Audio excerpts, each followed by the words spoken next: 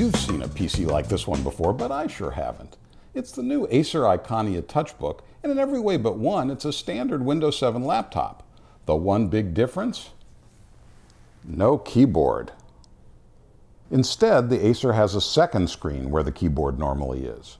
When you want to type something, pushing a button or just resting your hands in a typing position automatically summons a full-size virtual keyboard, sort of like the iPad. A number of the computer's functions and settings can be accessed via the Acer Ring, a sort of virtual dial you can summon on the lower screen. Both screens are touch-sensitive, giving you choices for how you want to control your Windows applications.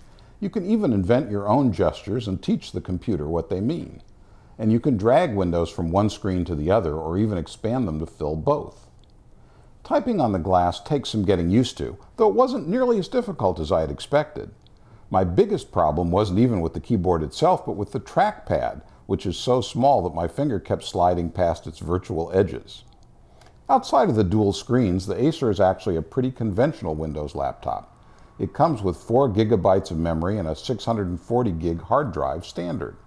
There are also a webcam, high-definition video and audio connections, and 3 USB ports, one of them the new fast USB 3.0 standard. The computer, which is available for order now and shows up in stores later this month, costs $1,199. But there are a couple of big drawbacks. One is its weight, which is over 6 pounds. But the biggest problem is the battery. The 2 touchscreens really suck power, especially if you're using it on a wireless network and, like me, want the screens to be really bright. Acer claims a battery life of 3 hours on a full charge.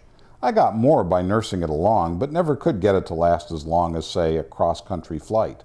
And forget about carrying a spare battery. It isn't user replaceable.